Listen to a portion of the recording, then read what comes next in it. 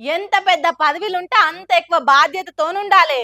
Public, social media భయానికన్నా ఇంకెక్కువ జాగ్రత్త ఉండాలి.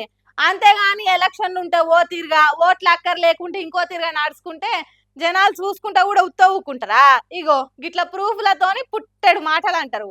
ఇదేనా పద్ధతి అని ఇచ్చి పడేస్తారు. అయ్యో!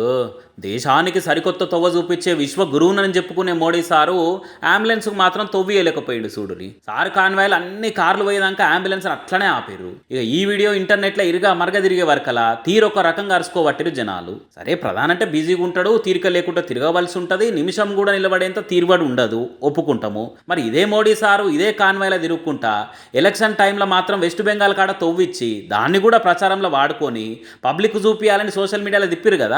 మరి ఇప్పుడేమాయా మానవత్వము మంచితనము అంటే ఓట్ల అక్కరుంటే ఒక తీరు, దగ్గర ఎలక్షన్ లేకుంటే ఇంకో తీరా అని అనుకుంటే రెండు వీడియోలను పెట్టి దండి గరుచుకుంటున్నారు నెటి జనాలు. ఎంత పెద్ద పదవిలు ఉన్నా కానీ అవతల ఆ పదవి ఉన్నది ఓ మనిషి పానం అని కూడా ఆలోచన చేయకుండా ఇట్లా చేసేది అని అనుకుంటే ఫైర్ కాబట్టి పబ్లిక్ కూడా వచ్చేదిను అని స్పీచ్లు దంచుడు కాదు, చచ్చేటట్టున్న మనిషి పోతున్న అంబులెన్స్ను ఆపడేందో మీకే తెలియాలి. అయినా మీ మీటింగో లేకుంటే ఇంకా ఇంపార్టెంట్ పనో ఏదైనా కానీ అటో ఇటో ఆలస్యమైనా ఏం కాకపోగాని కింద మీదున్న మనిషి పానం పోతే మళ్ళీ వస్తుందా చెప్పురి అని అనుకుంటా క్వశ్చన్ వేస్తున్నట్టు జనాలు. మరి ఆయనతో దీనికి కూడా కమలం పార్టీకి వెళ్ళి వలన కవర్ డ్రైవ్లు ప్లాన్ చేస్తారో రేపు చూడాలి ఇక.